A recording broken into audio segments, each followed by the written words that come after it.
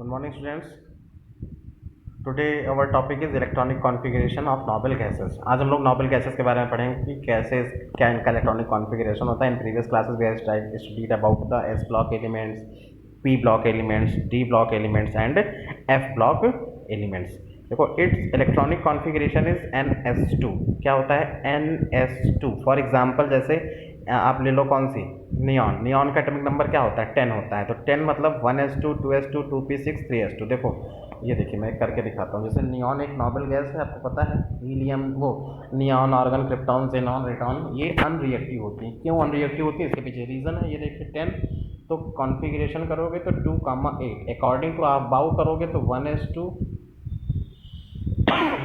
2s2 2p6 देखिए कितना पहुंचा 2p6 यानी कितना आया है 6 7 8 9 10. तो ये देखो आ भी गया ns2 np2 ns2 np6 ns2 np6. ये देखिए 2p6 आया ना, मतलब n की जगह पर 2 आया p6. यही कॉन्फ़िगरेशन आएगा चाहे जिसमें भी करके आप पूरी पीरियोडिक टेबल पूरे नोबेल गैस ग्रुप में आप कर लेंगे, मीन्स जीरो ग्रुप में. ठीक है np6.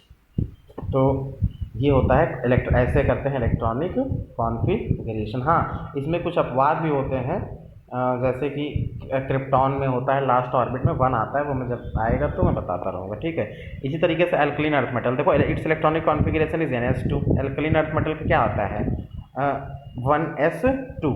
ठीक है 1s2 2s2. जैसे कैसे अल्कलीन अर्थ मेटल का जैसे देखो किस तरीके से 1s2 आता है. तो ये देखिए जैसे सोडियम क्या है अल्कलीन अर्थ मेटल है. ठीक है. तो जैसे सॉरी लिथियम, ठीक है, इसका ले लो तो 3 Li हो गया. अकॉर्डिंग टू आप बाउ करोगे 1s2 2s1. ये देखिए 1s1 आ रहा है, यही तो लिखा हुआ है. ठीक है. इलेक्ट्रॉनिक आहवाऊ से करना सबको आना चाहिए, तभी उसकी प्रॉपर्टीज़ को इजीली हम लोग फाइंड आउट कर पाएंगे. और आहवाऊ से आपने पढ़ा होगा 11th क्लास में भी पढ़ा होगा, 10th में भी पढ़ा होगा अकॉर्डिंग टू आहवाऊ. फिर देखो variation along the period. Along the period क्या वेरिएशन होता है मैंने पहले बता दिया है कि along the period size of atom is decrease and ionization energy increase. कैसे? अब ये तुम्हारे मन में क्वेश्चन होगा, मैं बता. देखो अलोंग द पीरियड मूव करने पर जो एटम की साइज होती है वो डिक्रीज होती है.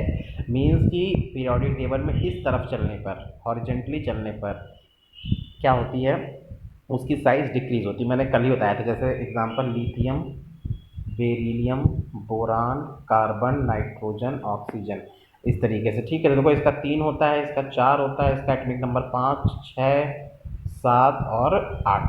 अब देखो लगातार हम लोग पीरियड की तरफ चल रहे हैं, अलोंग द पीरियड मूव कर रहे हैं. ठीक है. तो देखो पहले में 3 है, पहले में क्या है एटॉमिक नंबर 3 है तो कम फोर्स लगेगा. क्यों?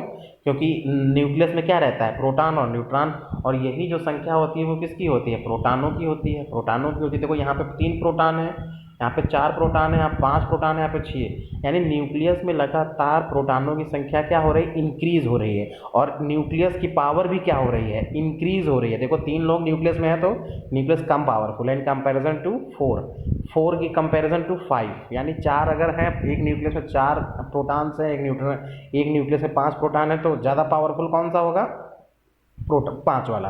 5 ज़्यादा पावरफुल 6 वाला.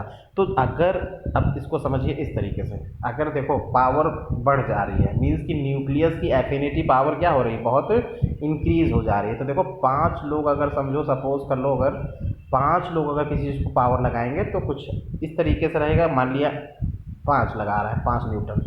अब इसी जगह पे आप 6 लगा लोगे, 6 लोग, तो ऑब्वियस सी बात है कि इसमें पावर क्या हो जाएगी और ज़्यादा आ जाएगी. अब ये कितना फोर्स लगाएंगे 6 न्यूटन, और जब किसी भी चीज़ में फोर्स ज़्यादा लगाओगे तो ऑटोमेटिक उसकी साइज़ क्या हो जाएगी इंक्रीज हो जाएगी. ऑटोमेटिक उसकी साइज़ सॉरी क्या हो जाएगी उसकी साइज़ डिक्रीज हो जाएगी. किसी चीज़ पे अगर फोर्स लगाओगे तो उसकी साइज़ क्या हो जाएगी डिक्रीज हो जाएगी.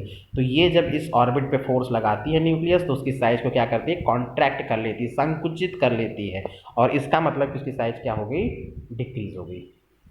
आई थिंक सबको ईजी वे में समझ में आ गया होगा. ठीक है. सिर्फ आपको पढ़ना है, नोट्स इससे बनाने, बाकी समझाने का काम मेरा है, वो आपको कुछ भी नहीं करना है. फिर वेरिएशन डाउन द ग्रुप. जब डाउन द ग्रुप चलते हैं तो मैंने बताया था it has lowest ionization energy. सबसे कम आयनाइजेशन एनर्जी इसी में यूज़ होती है। क्यों? क्योंकि सबकी लास्ट ऑर्बिट में एक इलेक्ट्रॉन होता है, जो मैंने कल बताया था। जैसे लिथियम, सोडियम, पोटेशियम, ठीक है, रुबिडियम, सीजियम, फ्रांसियम, जैसे देखो यही तो ग्रुप एलिमेंट्स हैं अगर आप पीरियोडिक टेबल देख रहे होगे। Lithium, sodium, potassium, rubidium, caesium और फ्रांसियम। देखो ये ऐसे है, अब मैंने सीधा नहीं दिखाया, आप समझ जाना इसको, ठीक है। तो फ्रांसियम की बात नहीं करते हैं। पहली बात तो क्यों नहीं करते हैं? Because it is a radio active metal, इसके अंदर रेडियो एक्टिव गुण पाए जाते हैं, इसलिए ये इस अपने आप सेल्फ डिकम्पोज होता रहता है, ठीक है। इसलिए इसकी तो कोई बात ही नहीं करना है, हम लोग सीजियम तक बात करेंगे, ठीक है। तो इसमें सबसे ज़्यादा मेटेलिक प्रॉपर्टी कौन शो करता है? सीजियम शो करता है ग्रुप फर्स्ट में, फर्स्ट ग्रुप में सीजियम शो करता है। तो लगातार अगर नीचे की तरफ बढ़ोगे ना तो आयनाइजेशन एनर्जी क्या होती जाएगी इसकी? इंक्रीज होती जाएगी। मीन्स कि लिथियम से इलेक्ट्रॉन को एलिमिनेट करना इजी है इन कंपैरिजन टू सोडियम, फिर सोडियम में इजी है इन कंपैरिजन टू पोटेशियम। अब क्या, तो ये कैसे? तो ये देखिए, जैसे ये एक इनकी प्रॉपर्टी भी होती है। क्यों? क्योंकि सबकी लास्ट ऑर्बिट में क्या आता है, जैसे मैं लिथियम का कॉन्फ़िगरेशन करूँ तो 3 होता है, ठीक। 3 का क्या होगा? 1s2 2s1। अब देखो लास्ट ऑर्बिट में तो केवल एक ही इलेक्ट्रॉन है, एक इलेक्ट्रॉन है, तो इसको एलिमिनेट करना इजी हो जाएगा इसकी, और इस क्या हो जाता है, इसको इजी बनाता है। इसी तरीके से अगर सोडियम में निकालना, अगर दो चीज़ दिया गया है कि सोडियम में बताओ यहाँ इसमें ज़्यादा होगी या लिथियम में, तो ऑटोमेटिक आप क्या कहेंगे? सोडियम में ज़्यादा हो जाएगी। क्यों? क्योंकि उसकी साइज़ बढ़ गई है, साइज़ बढ़ गई है तो उसकी न्यूक्लियस एफिनिटी बढ़ गई है, न्यूक्लियस एफिनिटी बढ़ गई है, किसी की पावर बढ़ जाएगी। तो मानी सी बात है कि आप उसमें से अगर किसी चीज़ को एलिमिनेट करना है तो थोड़ा सा पावर ज़्यादा लगेगी, ठीक है। ये हो गया एल्कली मेटल। नेक्स्ट है, अब आप पढ़ोगे नोबल गैस। नोबल गैस की एनर्जी क्या होती है? बहुत हाई होती है। कैसे? ये तो सबको अंडरस्टूड है कि नोबल गैस क्या होते हैं? इनर्ट होते हैं। देखो होते एक्टिव तो मतलब रिएक्टिव तो होते हैं, लेकिन रिएक्टिव नहीं भी होते। अब तो दोनों चीज़ क्यों कह रहे हैं? दोनों चीज़ इसलिए कह रहा हूँ क्योंकि रिएक्टिव उनको फिर बनाना पड़ता है, ऐसा नहीं है रिएक्ट करते हैं। अभी आगे जब आओगे तो देखोगे कि जितनी भी नोबल गैसेस हैं वो भी रिएक्ट कर रही हैं, जैसे कि neon, argon, krypton, xenon, radon, ये भी क्या करेंगे? रिएक्ट करेंगे। लेकिन फिर उनके लिए आपको बहुत एनर्जी देनी पड़ेगी, उसके साथ एनर्जी एसोसिएट। और हम लोग बेसिकली क्या मान के चलते हैं कि वो इनर्ट है। क्या है? इनर्ट है। लेकिन अगर ऐसा कोई पूछता है कि क्या कभी रिएक्ट नहीं करती, तो नहीं, ऐसा नहीं है, रिएक्ट करती हैं, पर उसके लिए स्पेशल टर्म्स एंड कंडीशन होता है, ठीक है। फिर है इलेक्ट्रॉन गेन एंथैल्पी। क्या होता है? It is the energy realised when an electron is added to the outermost shell. समझो, it is the energy realised, released है ये, an electron is added to the outermost shell of electron is isolated gases atom. Electron gain enthalpy इसीलिए कहते हैं कि जो किसी भी इलेक्ट्रॉन की, समझो जैसे ये है, हमने नियॉन ले लिया, इसका 10 होता है, तो 10 का जब वो बनाओगे तो 2,8 कॉन्फ़िगरेशन करोगे। सेल स्ट्रक्चर बनाओगे तो पहले में क्या रखोगे? 2 इलेक्ट्रॉन। देखिए इसमें 2 रखोगे, इसमें कितने रखोगे? 8। तो इसके साथ एनर्जी क्या है? ज़्यादा एसोसिएट है। किसके साथ? सेकेंड ऑर्बिट के साथ एनर्जी बहुत एसोसिएट है, इसलिए इसमें से निकालना इलेक्ट्रॉन बहुत ही टिपिकल वर्क है। लेकिन निकलता है, ऐसा कुछ नहीं है कि रिएक्टिव नहीं होते हैं, लेकिन आप समझेंगे भी क्या कि अनरिएक्टिव होती हैं। इन ऑर्डिनरी केसेस में ये बिल्कुल अनरिएक्टिव होते हैं, क्योंकि इनका ऑक्टेट क्या होता है? कंप्लीट होता है, और जो भी चीज़ सैचुरेटेड होती है वो कभी भी रिएक्ट नहीं करेगी, और it will always negative. Stability increase and energy is released. देखो स्टेबिलिटी अगर बढ़ रही है तो एनर्जी क्या होती जाएगी? रिलीज होती जाएगी। क्या होती जाएगी? रिलीज हो जाएगी। फिर है इलेक्ट्रॉन गेन एंथैल्पी। हाँ ये समझो, electron gain enthalpy is directly proportional to nuclear charge. Electron gain enthalpy किस पर डिपेंड करती है? न्यूक्लियर चार्ज पे। जैसे देखिए मैंने अभी बताया पीछे कि न्यूक्लियर चार्ज अभी 3 था, अगले एटम में 4 था, नेक्स्ट एटम में 5 था। किसके लिए है? लिथियम के लिए। सोडियम, लिथियम, बेरिलियम, ये किसके लिए है? बोरान के लिए है, ठीक है। तो देखो क्या हो जाएगा कि न्यूक्लियर चार्ज लगातार इंक्रीज हो रहा है, तभी उसकी साइज भी क्या हो रही है? डिक्रीज हो रही है। याद रखना, अगर न्यूक्लियर चार्ज इंक्रीज हो रहा है तो साइज क्या हो जाएगी? डिक्रीज हो जाएगी। क्यों? क्योंकि किसी भी ऑर्बिट, अब इसके बगल बगल ऑर्बिट होगा सर्कुलर में, इसमें भी होगा ऑर्बिट। तो देखो इस ऑर्बिट को चूंकि न्यूक्लियस क्या करता है? कंबाइन करके रखता है, अपने पास अट्रैक्ट करके रखता है। तो तीन फोर्स, अगर तीन लोग मिलकर समझो फोर्स लगा रहे हैं तो कम अट्रैक्ट होगा, इसी जगह पे चार लोग लगा रहे हैं तो ज़्यादा अट्रैक्ट होगा, साइज ऑटोमेटिक क्या हो जाएगी, कम होती चली जाएगी। पाँच लगा रहे हैं तो और कम हो जाएगी, और लगा रहे हैं तो और। इसी तरीके से जब हम नोबेल गैस से पहुँचते हैं ग्रुप 18 एलिमेंट्स में, तब साइज वहाँ पे क्या हो जाता है, बहुत कम होता जाता है। ठीक है, क्या हो जाएगा, बहुत कम हो जाएगा, और वहाँ से इलेक्ट्रॉन को निकालना is a very typical work. आप समझ में सबको बात ये आ गई होगी।